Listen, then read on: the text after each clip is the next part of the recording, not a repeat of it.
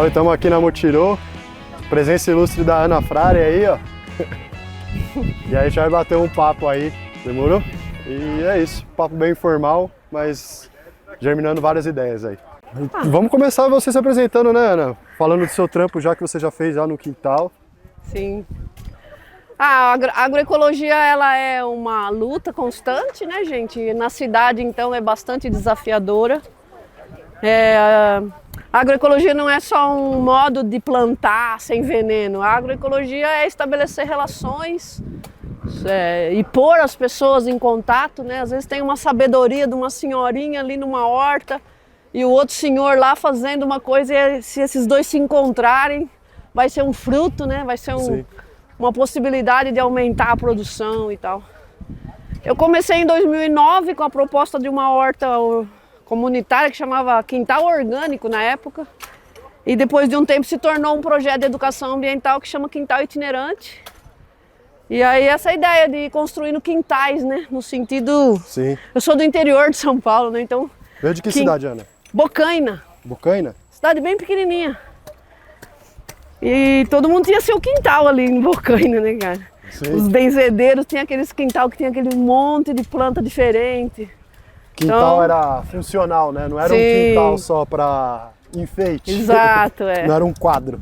E aí veio essa ideia, né, de um quintal itinerante, que você vai construindo quintais por aí, buscando sempre plantas novas comestíveis. Sim.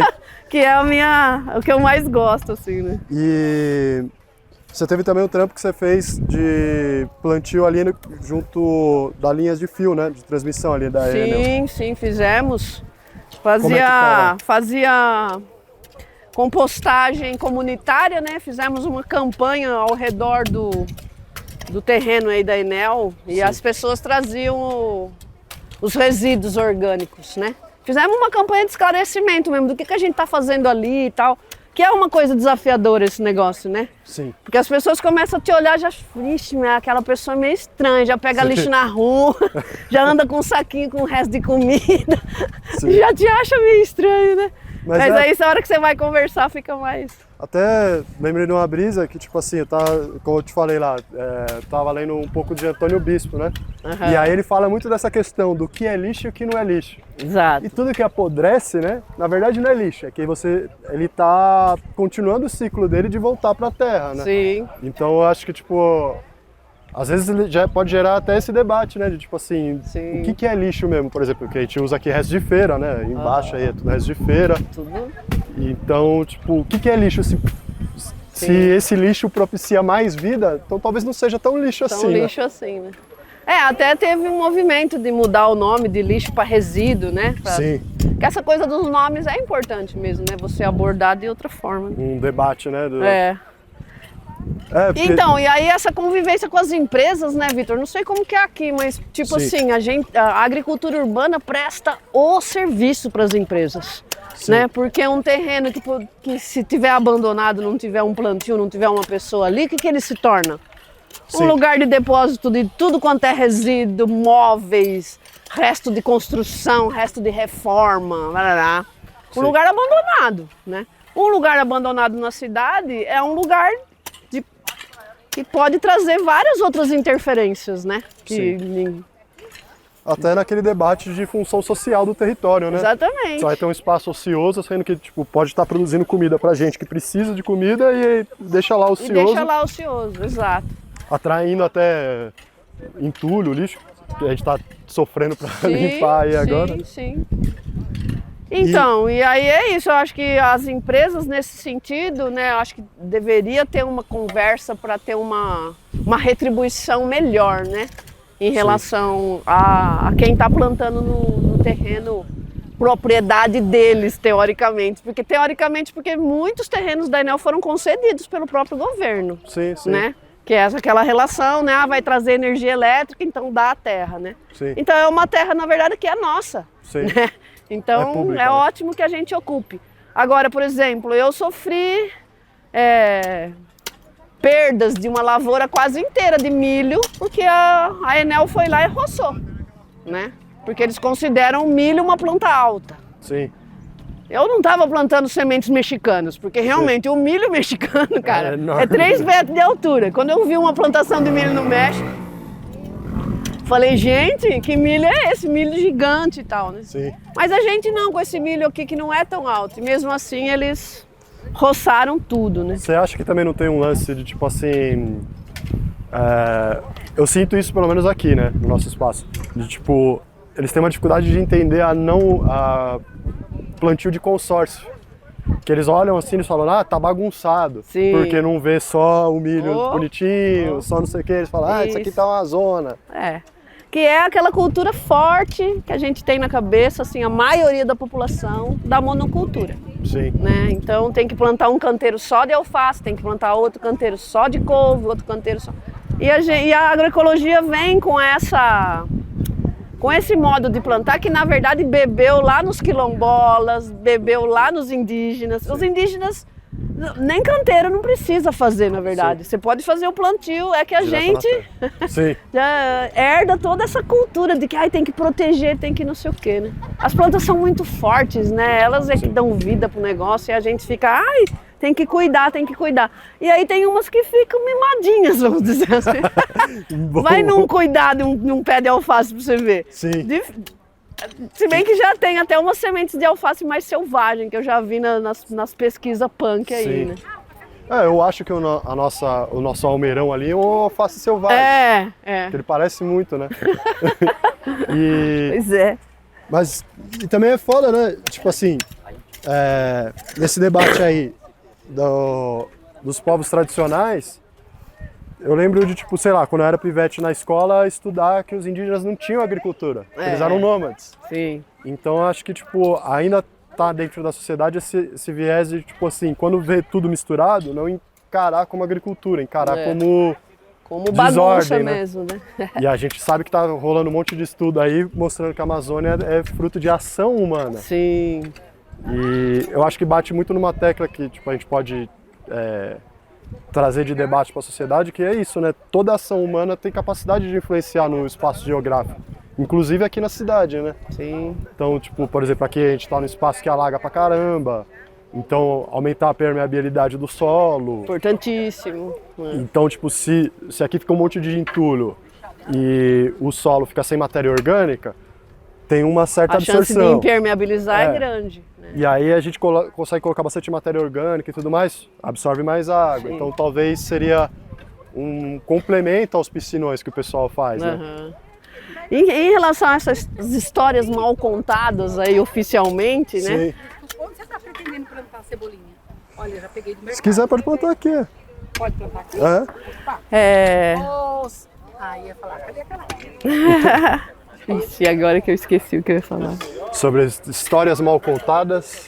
Sobre as histórias mal contadas, até do ponto de vista, por exemplo, de uma ciência como a geografia, Sim. Né, que colocava nos mapas as áreas de muita vegetação como áreas, densidade zero, não tem ninguém aqui. Aqui Sim. ninguém mora, é 0 pessoas. Inóspita, né? E nossa, isso daí é uma inverdade assim, absoluta, cara, porque aqueles mapas refletem o quê? Uma visão eurocêntrica, uma visão de dominação cultural, né? Que acha que aonde tem pessoas que são nômades, porque eles eram mesmo nômades, mas ao se fixar, a primeira coisa que eles faziam era a roça. Sim. Porque você se alimenta, não se alimenta só de coleta, né? Sim.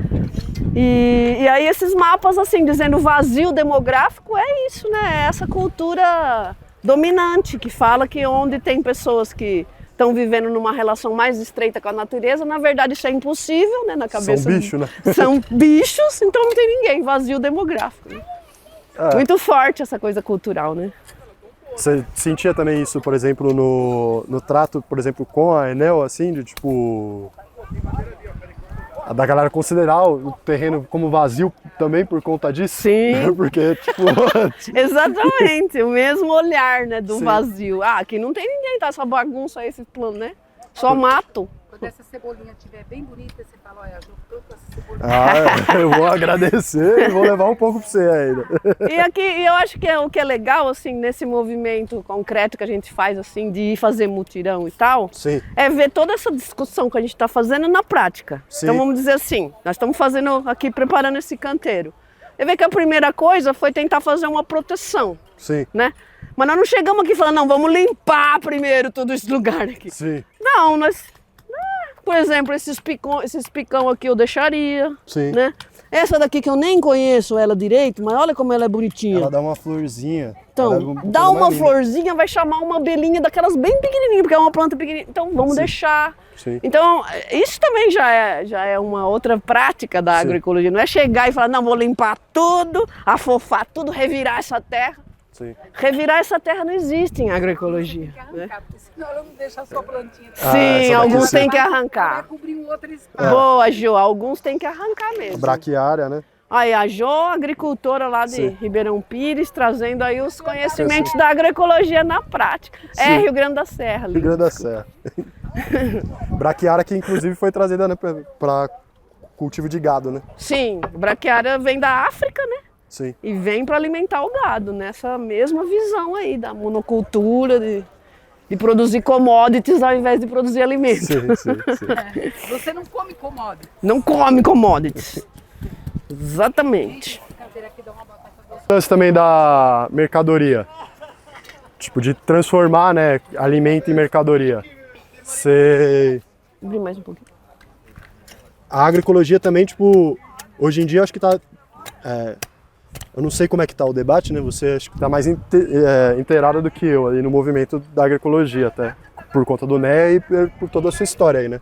Mas você acha que hoje em dia rola uma tentativa de apropriação da agroecologia para gerar mercadoria verde e mercadoria sem veneno, ao invés de, tipo, tornar acessível o alimento produzido? Infelizmente, né? Assim, o que eu percebo assim, é que a agroecologia enquanto movimento, ela tem difundido técnicas de muita produção, de fartura mesmo, né? Sim. E aí, essa fartura, essa produção, numa visão mais comercial, eu vou chamar assim, Sim. ela se transforma aqui, nossa, aqui eu vou ganhar dinheiro, bicho. Sim. Né? Então, eu vejo isso sim, viu? Mas... Até que é uma visão, vamos dizer, fracionada da agroecologia, ver a agroecologia como técnica de plantio. E a Sim. visão capitalista também, né? Sem Sim. dúvida, Dinheiro. Porque sem o capitalismo transforma as pessoas em coisas. sem tudo. Sim, mercadoria, Então, né? Lucro. e essa diferença ela é muito sutil, né? Ela é muito sensível. Porque, Sim. na verdade, aqui, nesse mutirão, todo mundo precisa de dinheiro. Ninguém aqui não precisa de dinheiro. Todo mundo aqui precisa ganhar um dinheiro.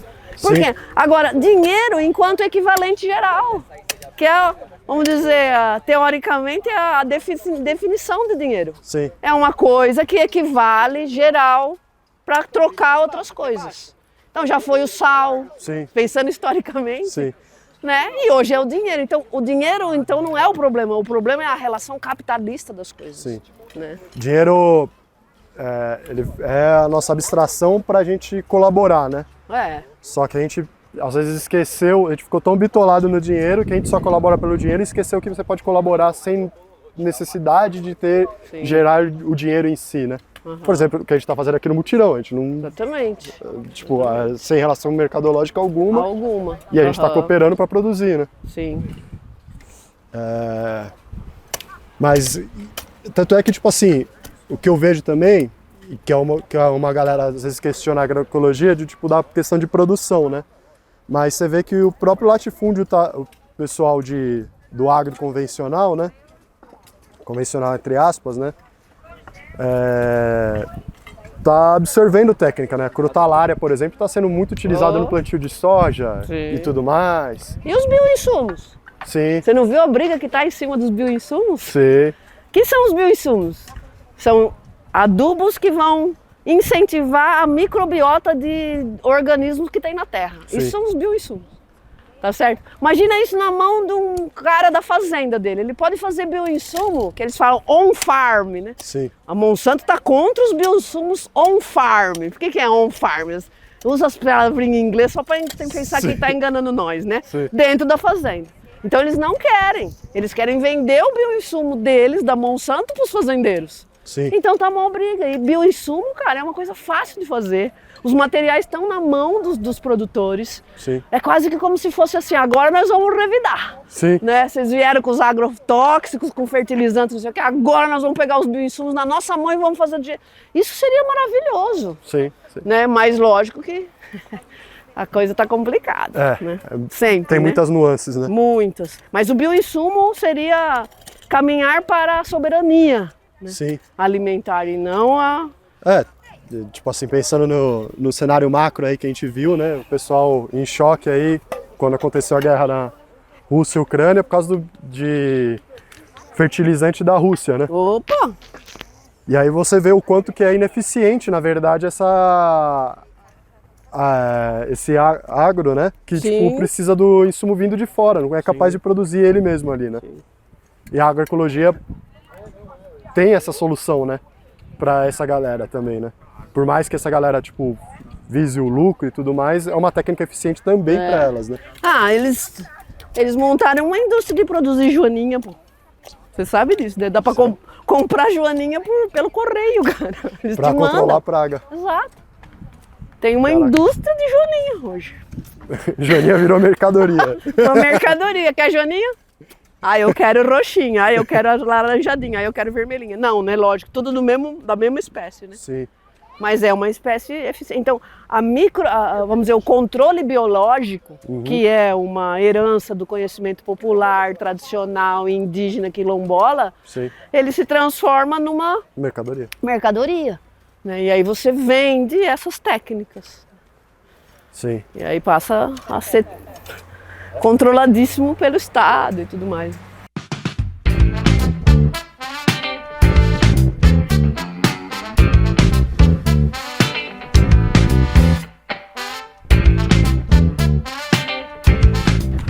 E aí galera, tudo bom?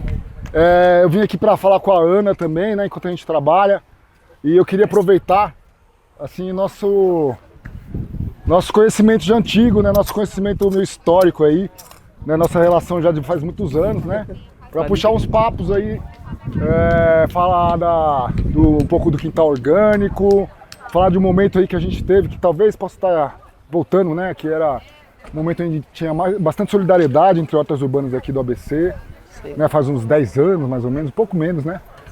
Sim.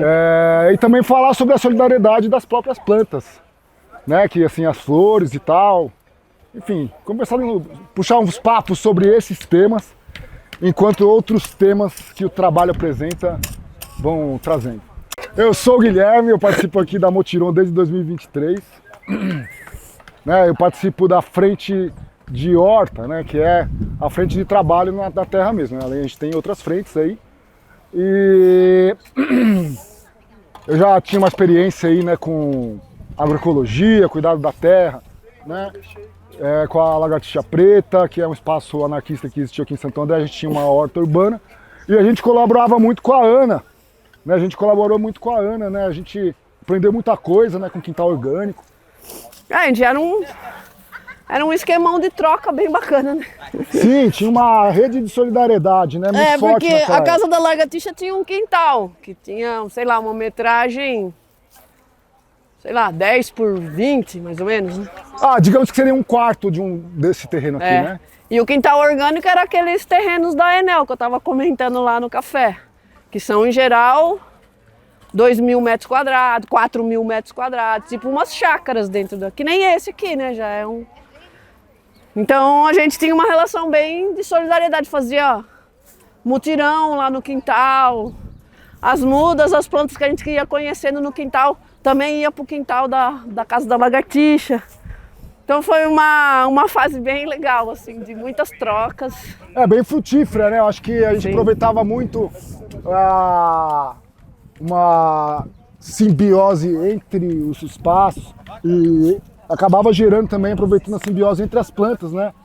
Porque a gente dividia as espécies que tinha uns com os outros, né? Inclusive, assim, quando o quintal orgânico lá de São Caetano, quando que foi que você teve o quintal lá, Ana? Começou Começou em 2005 com uma perspectiva mais comercial, né? A ideia era fazer tipo uma jardinagem lá. Aí a partir de 2009 é que entrou essa coisa dos movimentos sociais, de transformar a horta mais comunitária. Foi por aí. Faz tempo, hein, cara? 2009, meu. Caramba. A Casa Lagartixa é de 2004, né? Mas a nossa atividade agroecológica, mesmo vamos dizer que em 2007 foi um período que estava bem forte, né? E a partir depois disso a gente começou a conhecer a Ana. E assim, a Ana tinha a gente não manjava, era uma coisa bem punk, assim, nossa, vamos chegar batendo enxada mesmo, não sei o quê. E a Ana já tinha uma experiência muito grande, né? E tinha, além de tudo, um conhecimento sobre as espécies, né? E assim, sempre trazia coisas legais, assim, tinha aquela banana pão, que eu sempre ficava encantado com aquela bananeira pão aí. Como pra que serve essa banana? Como que usa essa banana? Até hoje, né? A gente faz assada ela, né? Ela fica que nem uma bolachinha, assim, um negócio. Porque ela é muito seca. Conhecem essa banana, gente? É uma banana muito seca, conhece, cara? Banana pão. Cara, você tira a casca dela, ela quase que esfarinha, assim, vira uma farinha, ela é muito seca, sabe? Aí faz farofa, faz um assadinho, vira umas bolachinhas. É bem legal essa banana. Onde você pegou essa muda? Ixi, Guilherme.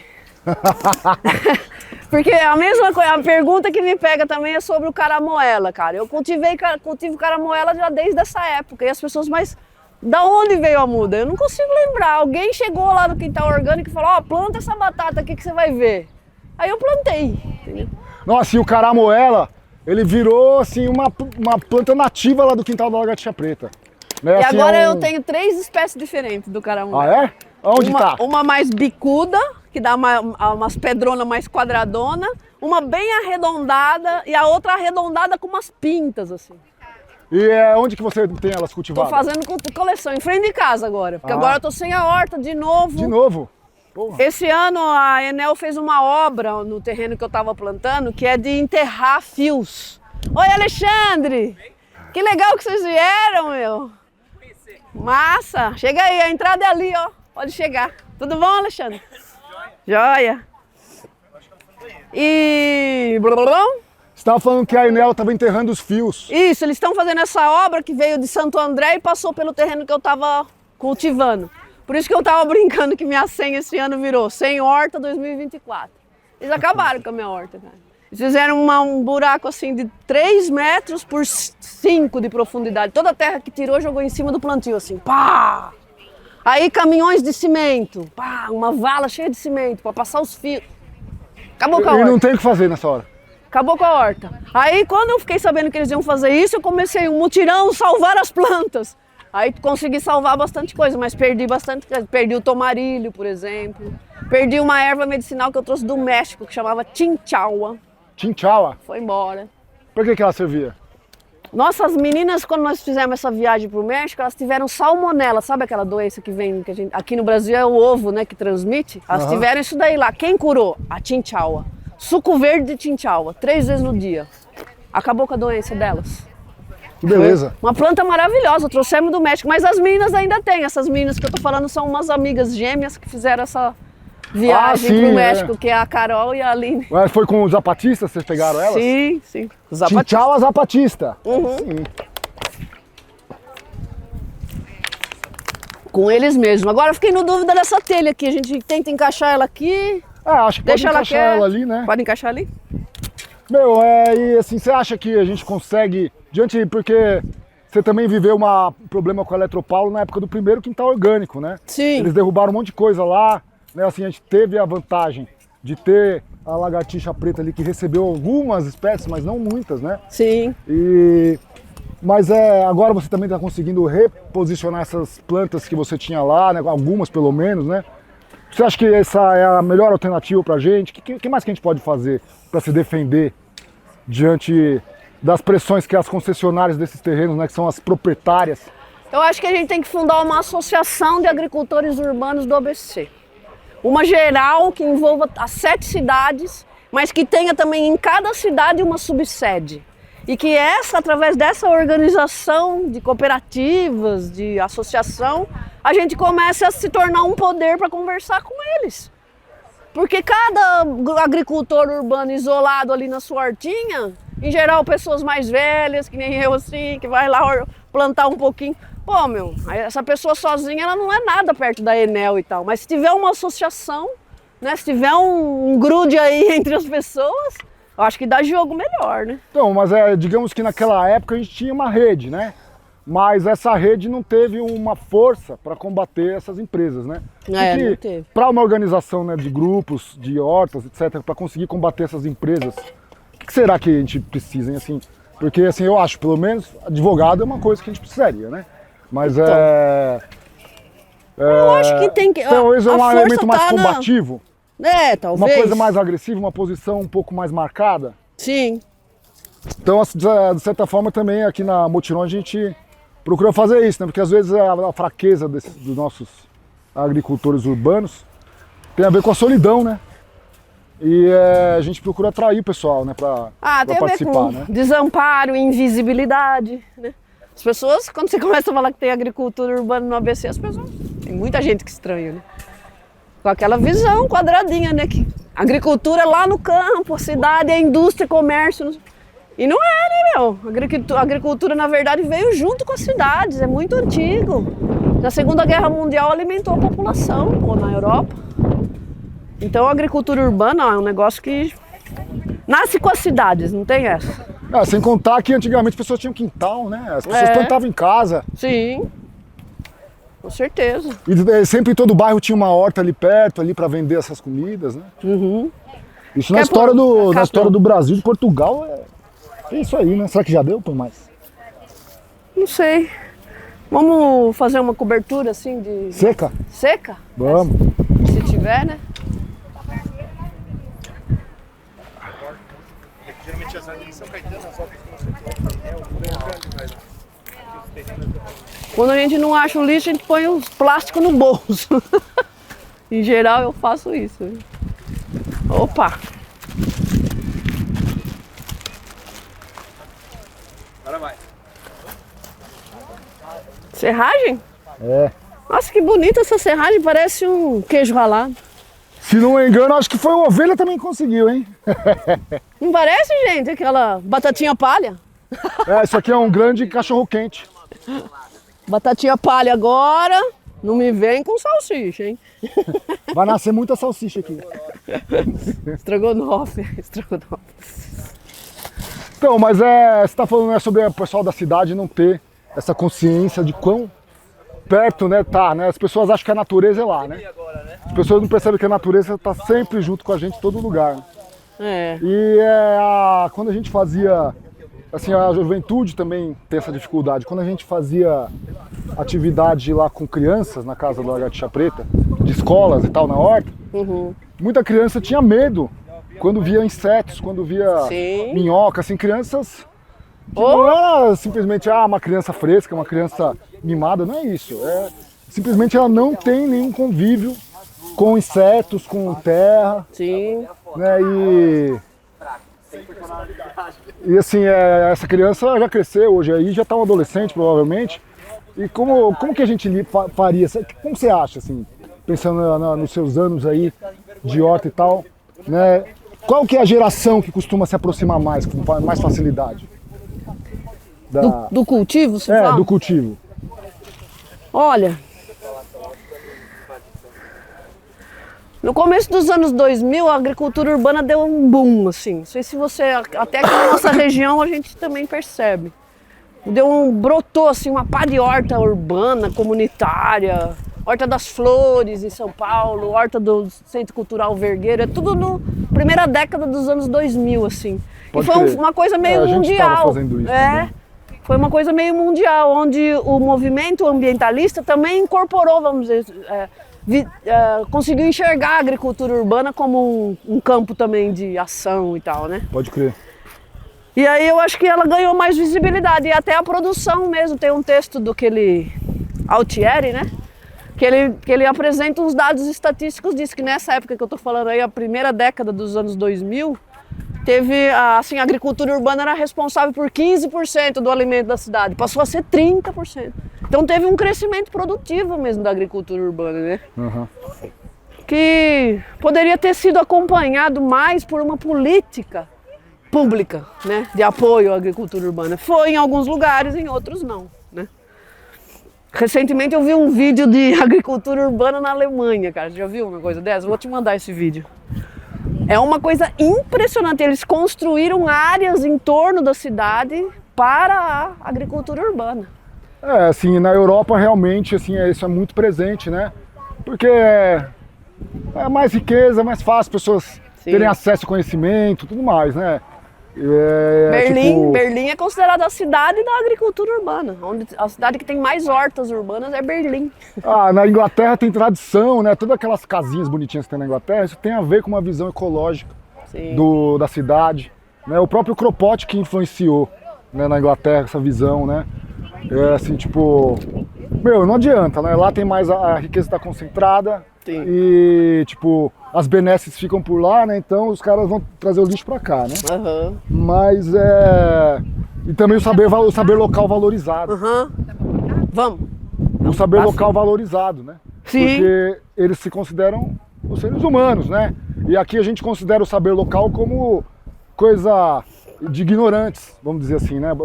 É óbvio que isso mudou muito, né? Mas ainda assim, o saber local, né, dos povos daqui é desvalorizado, né? E eu acho que isso atrasa muito esse tipo de relação, né?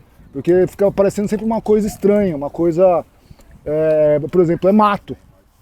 Né? Você olha para a Mata Atlântica, olha para o tipo de vegetação daqui e fala assim, não, isso é mato. Uhum. Aí você olha para aquelas árvores com aquele jeito, né, mais daquela zona temperada da Europa, fala, nossa, que bonitinho, isso é um jardim, né? Então mas aqui é jardim, cara. Aqui é jardim também, entendeu? A Amazônia é um jardim cultivado pelos seres humanos. Sim. A Mata Atlântica também, né? Também. Só considera aquilo que é de fora, né? O que é de fora é bonito. Cada árvore linda, né? As pessoas ficam importando. Ultimamente estou apaixonada pelo jequitibá. Ai, que coisa mais linda, jequitibá. Conhecem? Se existe a semente do jequitibá, parece uma caixinha assim de uma joia rara que são as sementes do jequitibá. Maravilhoso. Maravilhoso. E isso eu acho que tem muito a ver com a visão que as próprias concessionárias, como a Eletropaulo ou a Transpetro, têm dessas coisas aqui, entendeu? Porque os próprios funcionários que vêm aqui, funcionário que foi lá na sua horta e jogou tudo entulho em cima da... Por que ele não reconheceu que aquilo ali era cultivo? Sabe, ele olhou e falou, isso é mato, vou jogar coisa em cima. Sim. Infelizmente, é isso mesmo.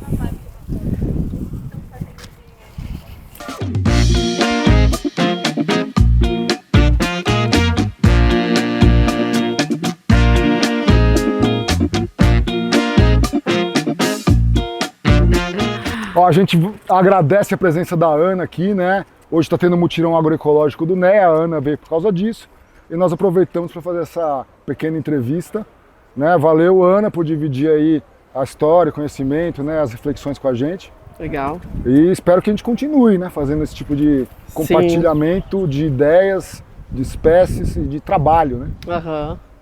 Então, depois da experiência do quintal, né, quintal orgânico, quintal itinerante, fizemos também uma experiência com uma rede de quintais, né, que foi a ideia de pegar quem gosta de plantar e pôr em conexão, né. Eu até vim com a camiseta da rede para homenagear. Através dessa rede nós fizemos piqueniques punk, então piqueniques em parques onde a gente só levava punk para comer. Então, assim, eu acho que o trabalho em rede é uma coisa que a gente tem que pôr como perspectiva, sabe? Sim. De colocar em conexão essas pessoas que estão preocupadas com a agricultura urbana, que estão querendo fazer coisas, né? Deixar um pouco as vaidades do lado, porque todo mundo fica, né? Tem essa coisa, né, da nossa cultura. Né? Assim, isso. Tem inimigos maiores. Exato. Bom, é isso. Eu também agradeço a oportunidade. Estou gostando muito de ver essa perspectiva dos mutirões voltarem. Eu agradeço também imensamente. Valeu. Chama o povo, os velhos, novos, gueto, vem disposto, queima o preconceito. Chama o povo, os velhos, novos, gueto, vem disposto. E taca fogo mesmo. Chama o povo, os velhos, novos, gueto, vem disposto, queima o preconceito. Chama o povo, os velhos, novos, gueto, vem disposto. E taca Pessoal, se vocês estão gostando do que vocês estão vendo aqui, estiver dando água na boca e vontade de fazer alguma coisa, vem com a gente, tá? Aqui a Motiron a gente costuma se encontrar nessa horta aqui, que é a nossa horta 1, né? No sábado principalmente, mas tem vários dias aí de trabalho. A gente tá lutando aí para um novo espaço também, complementar, né? De plantas medicinais aqui próximo, né? E tem sempre muito trabalho a fazer. E muita conversa também para ter, né? E também muita política, né? Porque a gente precisa mobilizar as pessoas para lutar de forma autônoma, né? Para se organizar localmente. E aqui a Vila Vivaldi ela é um espaço bem propício para isso, né? Temos um vasto campo aqui de possibilidades. Vai ser a condição.